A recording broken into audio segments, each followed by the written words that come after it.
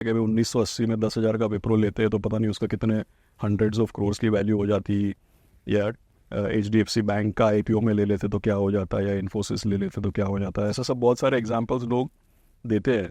और फिर बहुत लोगों का क्या है कि भाई किसी को 30 साल में रईस तो होना नहीं है, सबको तो अगले महीने तक ही रईस होना है। तो उसके वजह से क्या होता है कि लोगों का बिलीफ नहीं है। लेकिन आपने सही बोला, जैसे जैसे 30-40 साल पहले पूरा भारतवर्ष ऐसा था ना कि भाई सभी लोग मिडिल क्लास या लोअर मिडिल क्लास ही थे, राइट। सो जैसे मैं स्कूल में था तो मेरे फादर स्टेट बैंक में जॉब करते थे। फिर 1989 में एक एक्सीडेंट में उनका निधन हो गया जब मैं से 13 ईयर्स का था। तो तब क्या हुआ कि भाई ऑब्वियस सी बात है कि भाई अगर कोई बैंक में कार्यरत है, बैंक में कोई नौकरी कर रहा है, तो एक नॉर्मल अपना जो भी लिविंग है वो है। और फिर बिकॉज ही पास्ट अवे, तो तब क्या है कि इतने बड़े बड़े इंश्योरेंसेज और ये सब होता नहीं था, शायद अवेयरनेस भी कम होती होगी तब। तो थैंकफुली तब क्या था कि भाई ऐसी बैंक की पॉलिसी होती थी कि भाई जो भी अगर समझो जो नेक्स्ट कैपेबल जो वर्क फैमिली मेम्बर है उनको कंपेंसेटरी आप जॉब दे देते हैं। लेकिन ऑब्वियसली मेरे फादर जिस ओहदे पे थे, जिस लेवल पे थे, उस लेवल पे मदर काम नहीं कर सकती थी तभी, तो she joined as a clerk cum cashier. तो थोड़ा वो 10-15 साल फिर थोड़ा डिफ़िकल्ट हुआ, जब तक हम लोग पढ़ाई करके काम करने में नहीं आए तब तक थोड़ा संभल के चलो भाई अपना दैट टाइप ऑफ उस तरीके का था।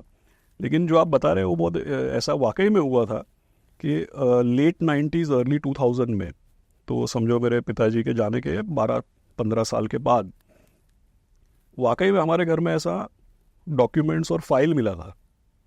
ये ट्रू स्टोरी है। उसमें तो मैं जैसे हम देखते थे कि भाई घर में कुछ ना कुछ कंपनी का कोई ना कोई रजिस्ट्रार का कुछ ना कुछ कुरियर वगैरह या पोस्ट में कुछ आ रहा है जो हमारे समझ में नहीं आता था। लेकिन लेट 70s अर्ली 80s में मेरे फादर की तभी हैबिट थी, तब तो सेबी होता नहीं था, कंट्रोलर ऑफ कैपिटल इश्यूज होता, तो 10 रुपया में या 100 रुपया पर शेयर का कुछ इशू होता था।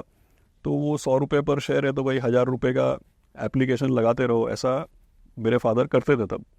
तो वो उनके वो सब करने के 20 साल बाद या उनके जाने के समझो 12-15 साल बाद मिला वो फाइल, तो उसमें शेयर सर्टिफिकेट्स थे।